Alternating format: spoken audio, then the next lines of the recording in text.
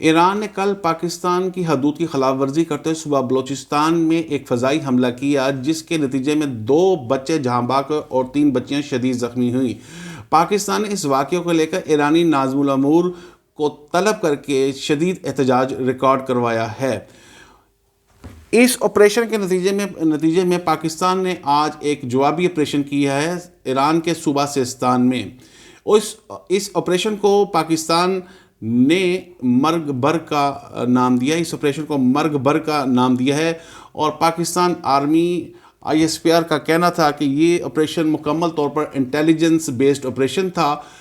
اور اس میں ہمیں مصدقہ اطلاعات تھیں کہ ایران کے صوبہ سیستان میں بلوچ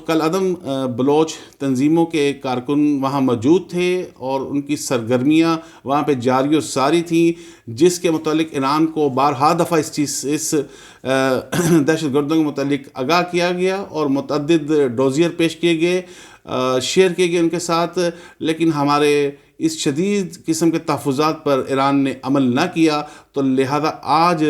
مصدقہ اور انٹیلیجنس بیسڈ انفارمیشنز پر ایران کے اوپر یہ ہم نے آج فضائی حملہ کیا، جس کے نتیجے میں متعدد دہشت گرد مارے گئے۔ اور اس کے ساتھ پاکستان کی خارجہ ڈپارٹمنٹ نے یہ کہا ہے کہ ہمارا پاکستانی عوام کا اور ایرانی عوام کا ایک عزت اور محبت کا رشتہ ہے، اس رشتے کو ہم برقرار رکھیں گے۔ اور امریکہ نے بھی اس حملے کی شدید مذمت کی ہے اور ایران کو تنبیہ کی ہے کہ اس طرح کی سرگرمیوں سے وہ گریز کرے، اور اس نے اپنے ہمسایہ ممالک 3 ہمسایہ ممالک اور بلکہ 3 ہمسایہ برادر ممالک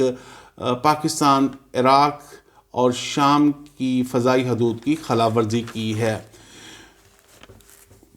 یہ جاری ایران اور پاکستان کشیدگی کی وجہ سے اسٹاک مارکیٹ پر بھی بہت برا اثر پڑا ہے اور مندی کا رجحان رہا ہے، جس میں سرمایہ کاروں کے 20 ارب روپے ڈوب چکے ہیں۔ مندی کے سبب 61.14% حصص کی قیمتیں گر چکی ہیں اور انٹر بینک ڈالر 14 پیسے اور اوپن مارکیٹ میں 19 پیسے گراوٹ دیکھی گئی ہے۔ سونے کی فی تولہ قیمت 3600 روپیہ بھی گر چکی ہے، جو کہ خوش آئند ہے۔ وزارت داخلہ نے کور کمانڈر لاہور حملہ کیس کی جیل ٹرائل کا فیصلہ کیا ہے، تو 100 سے زائد ملزمان کا ضمانتوں کو لے کے یہ سماعت چل رہی تھی، جس میں سرکاری وکیل نے جج صاحب کو مخاطب کرتے ہوئے کہا کہ وزارت داخلہ نے ایک نوٹیفیکیشن دیا جس میں جیل میں ملزمان کا ٹرائل کیا جائے گا، تو اس پر ملزمان کے وکیل نے فوراً کہا کہ ابھی ضمانتوں کی بات چل رہی ہے، تو لہذا آپ ضمانت پہ فوکس کیجئے، تو ٹرائل بے شک آپ جیل پہ کر لیجیے، چاند پہ کر لیجئے گا، تو ابھی ضمانتوں کی بات ہو رہی، لہذا آپ ضمانتوں پہ فوکس کریں۔ تو بہرحال سماعت آج کی مکمل کرتے ہوئے جج صاحب نے 23 جنوری تک ملتوی کر دیا اور دلائل کے لیے یہ فکس کر لیا ہے۔ پاکستان اور دبئی کے درمیان $3 ارب سے زائد کے معاہدے ہوئے ہیں، ان معاہدوں پہ جو دستخط ہوئے ہیں، نگران وزیر شاہد اشرف تارڑ پاکستان کی طرف سے اور دبئی نے چیئرمین پورٹس سلطان احمد بن سلیم نے دستخط کیے ہیں، اور یہ جو معاہدے ہیں اس میں ریلوے، اقتصادی زون اور انفراسٹرکچر میں تعاون کے علاوہ فریٹ کوریڈور اور ملٹی ماڈل لاجسٹک پارک اور فریٹ ٹرمینل کا قیام بھی مشتمل ہے اس تمام معاہدہ جات میں۔ پشاور ہائی کورٹ نے سابق اسپیکر قومی اسمبلی اسد قیصر اور تحریک انصاف کے دیگر اراکین اسمبلی کے کیس میں سماعت جاری تھی، اور اس سماعت مکمل ہونے کے بعد پشاور ہائی کورٹ نے فیصلہ محفوظ کر لیا ہے، اور یہ بھی ایک آج ورڈکٹ دیا ہے کہ ایک کیس میں گرفتار ملزم دیگر درج مقدمات میں گرفتار ہی سمجھا جائے گا۔ اس فیصلہ کرنے والے پشاور ہائی کورٹ بینچ کی سربراہی پشاور ہائی کورٹ کے چیف جسٹس محمد ابراہیم خان اور جسٹس اشتیاق ابراہیم کر رہے تھے۔ پی ٹی آئی کراچی میں کچھ شدید اختلافات دیکھنے کو سامنے آئے ہیں، جس میں عواب علوی جو سے ہیں وہ خرم شیر زمان کا الیکشن میں مقابلہ کرتے ہوئے نظر آ رہے ہیں۔ یہ کراچی کی حلقہ NA 241 ہے۔ اس سیٹ کے اوپر دونوں تحریک انصاف کے کارکنان آمنے سامنے ہیں۔ عواب علوی کو تحریک انصاف نے ٹکٹ جاری نہیں کیا، لہذا انہوں نے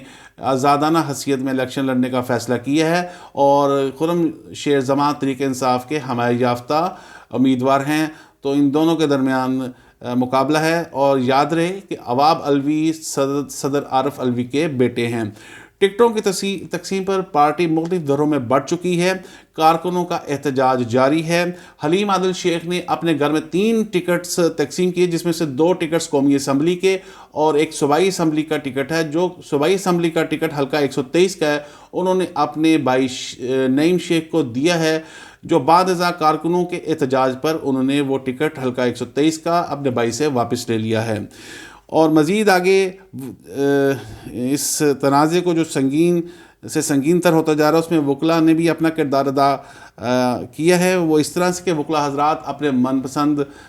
وکلاء کو یا اپنے من پسند کارکنوں کو ٹکٹیں جاری کر رہے ہیں۔ اس پہ کارکنوں کو مزید اپنے تحفظات، مزید اور شدید تحفظات ہیں۔ تو اب دیکھیں کراچی میں جو تنازعات پارٹی کو لے کے چل رہے ہیں وہ حل ہو پاتے ہیں بھی کہ نہیں ہو پاتے۔ اور دانیال عزیز مسلم لیگ نون کے بڑے ایک سرگرم رہنما تھے، اس کو نون لیگ نے ٹکٹ جاری نہیں کیا۔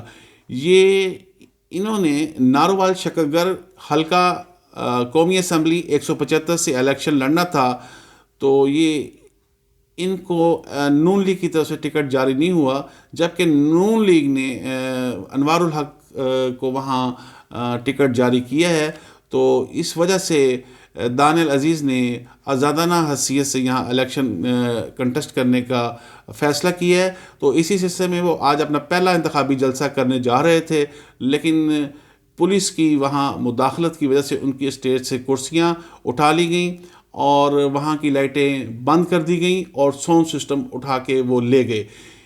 تو دانیال عزیز کے اس استفسار پر انتظامیہ نے کہا کہ آپ نے ہم سے کوئی پیشگی اجازت نامہ نہیں لیا تھا اس جلسے کے انعقاد کے حوالے سے، تو لہذا یہ جلسہ نہیں ہو سکتا۔ لیکن دانیال نے انتظامیہ کے ساتھ بھرپور مذاکرات کرنے کی کوشش کی، جو کہ ناکام ہو گئے۔ اور آج کی ایک اور اہم خبر یہ ہے کہ عمران خان اور پرویز الہی شاہ محمود قریشی کے کاغذات نامزدگی الیکشن 2024 کے سلسلے میں جو RO سے ریجیکٹ ہوئے تھے، نامنظور ہوئے تھے، اس کے اگینسٹ وہ الیکشن ٹریبیونلز جو ہے اس میں وہ گئے، اس میں انہوں نے اپیل کی، اپیلیٹ ٹریبیونلز میں گئے، وہاں بھی ROs کا فیصلہ برقرار رکھا گیا، لیکن بات یہیں نہیں رکی تو یہ قائدین اوپر ہائی کورٹ میں باقر نجفی صاحب کی کورٹ میں چلے گئے۔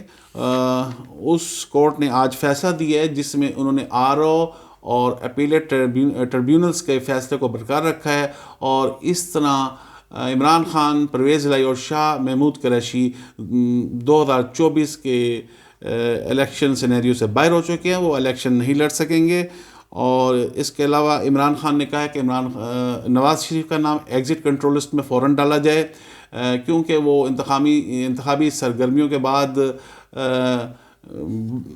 بادی نظر میں کہیں انگلینڈ